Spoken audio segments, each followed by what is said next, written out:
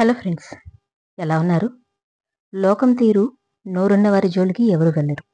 అరిచి గోల చేస్తారని, భరించేవారిని బాధ పెడతారు. ఏం చేసినా మాట్లాడారని. ఒక్కడివే పోరాడుతున్నావు అంటే ఎవరూ లేరని కాదు, ఎవరూ అక్కర్లేదని. నీ వెనుక నుండి ఎవరు ఎన్ని కుట్రలు చేసినా దాని ప్రతిఫలం నేరుగా అనుభవిస్తారు. మీ బలహీనతకు మీ భవిష్యత్తును నిర్ణయించే అవకాశం ఇవ్వకూడదు. ఎప్పుడైతే బలహీనత మిమ్మల్ని దాటి వెళ్తుందో అదే మీకు మొదటి శత్రువు. కొన్ని బాధలు చెప్పుకుంటే తీరిపోవు, చెప్పుకోకుంటే పెరిగిపోవు. ఊపిరి ఉన్నంత కాలం వాటిని మోస్తూ ఉండాల్సిందే. చెప్పే విధానంలో తప్పుందో, ఎదుటివాళ్ళు అర్థం చేసుకునే విధానంలో లోపముందో తెలియదు, కానీ ఎప్పుడూ అపార్థమే రాజ్యమేలుతుంది. చేతులు కట్టుకున్న ప్రతి ఒక్కరూ చేతకాని వాళ్ళు కాదు. అది పరిస్థితుల ప్రభావం కావచ్చు. జీవితంలో ఒంటరిగా నడవాల్సి రావడం అత్యంత కఠినమైన ప్రయాణం. కానీ నడవడం అలవాటు చేసుకుంటే అది మిమ్మల్ని మానసికంగానే కాదు, శారీరకంగానూ బలంగా మారుస్తుంది. జీవితంలో ఏం జరిగింది అనేది అనవసరం. దానిని నువ్వు ఎలా స్వీకరించావు, ఎలా స్పందించావు అనేది ముఖ్యం. మీ ఆనందాన్ని పంచుకునే వారికన్నా బాధను పంచుకునే వారికి ఎక్కువ విలువివ్వాలి. ఎందుకంటే ఆనందం అందరూ పంచుకుంటారు, బాధను మీ అనుకున్న వాళ్ళే పంచుకుంటారు. భరించడం తెలియకపోతే బంధాలను నిలుపుకోలేరు. తెగించడం తెలియకపోతే బాధల నుంచి బయటపడలేరు. ఇతరుల గురించి జీవితాంతం గుర్తుంచుకోవాల్సినవి వారి నుంచి పొందిన సాయం, వారు చేసిన అవమానం. ప్రస్తుత సమాజంలో నెగ్గుకు రావాలంటే చేతిలో నోటు, నోటులో మాట ఉండాల్సిందే. కోపంగా మాట్లాడారని మనిషిని దూరం చేసుకుంటే బంధానికి అర్థం ఉండదు. దాని వెనుకున్న కారణం తెలుసుకుంటేనే ప్రేమ కనిపిస్తుంది. ఆటలో గెలవాలంటే అవతలి వారిని ఓడించాలి. ప్రేమలో గెలవాలంటే అవతలి వారిని గెలిపించాలి. మీ మనసుని గాయపరిచినప్పుడు మనుషులు దగ్గరగా ఉన్నా మనసులు దూరంగానే ఉంటాయి. ఇష్టమున్న చోటే ఇబ్బంది కూడా ఉంటుంది. తట్టుకోగలిగినప్పుడే బంధం నిలబడుతుంది. జీవితం ప్రశాంతంగా ఉండాలంటే మంచి వాతావరణం ఉన్న ప్రాంతంలో ఇల్లు కట్టుకోవడం కన్నా ఇంట్లోనే మంచి వాతావరణం ఉండటం ముఖ్యం. నీ స్నేహితుడు ఎవరో తెలిస్తే నీ క్యారెక్టర్ ఏంటో తెలుస్తుంది. నీ శత్రువు ఎవరో తెలిస్తే నీ కెపాసిటీ తెలుస్తుంది. కష్టం ఎదురైనప్పుడు ఓదార్పు కోసం చూడకూడదు. అవకాశాన్ని నీకు నువ్వే సృష్టించుకో. ఇప్పటి వరకు ఎదురైన ప్రతి ఓటమికి సరే సమాధానం చెప్పడానికి. అమ్మా నాన్న ఇచ్చిన డబ్బులు ఖర్చు పెట్టినప్పుడు కాదు, కష్టపడి సంపాదించిన సొమ్ము ఖర్చు పెట్టినప్పుడు తెలుస్తుంది రూపాయి విలువేంటో. నా వల్ల కాదులే అని ఆగిపోయిన క్షణాలు మరోసారి ప్రయత్నిస్తే బాగుండు అనుకున్న నిమిషాలు భవిష్యత్తులో చాలా బాధిస్తాయి.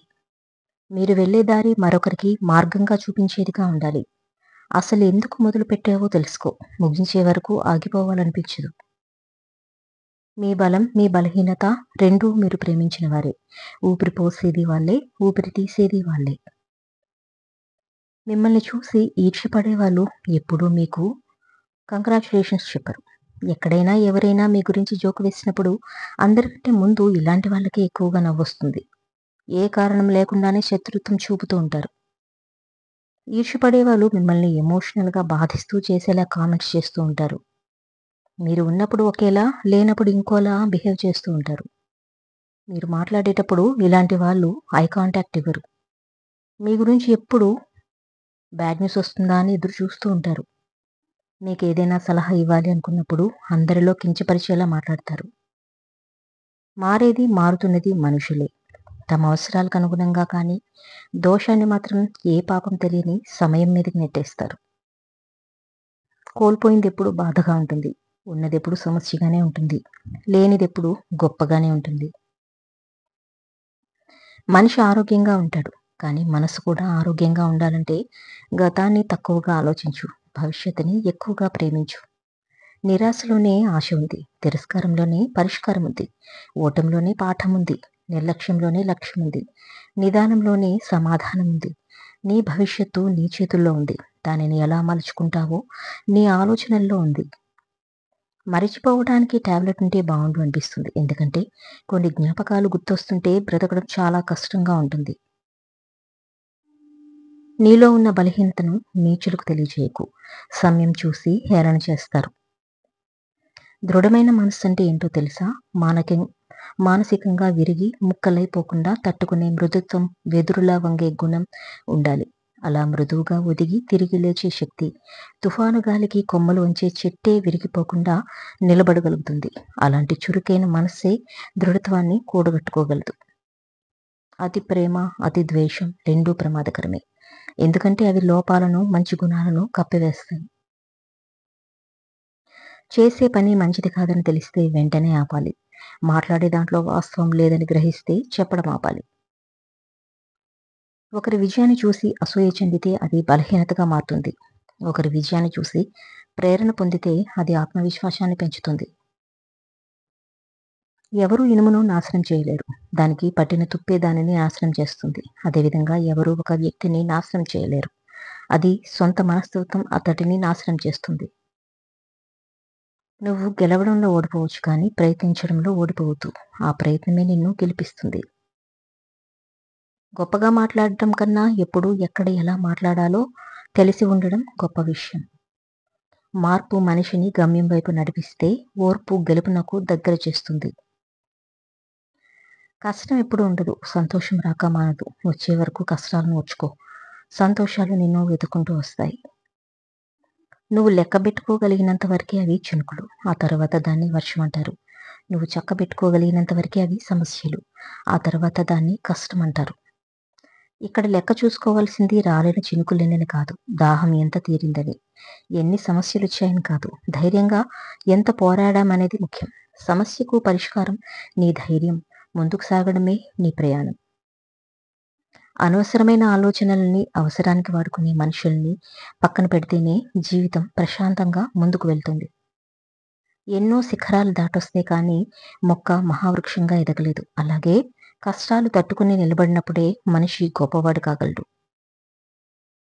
ఒడ్డుకి చేరిన వారి మాటలు ఒకలా ఉంటాయి. నీళ్ళల్లో ఈదేవాడి ఆలోచనలు మరోలా ఉంటాయి. ఒకరిది అనుభవం, మరొకరిది పోరాటం.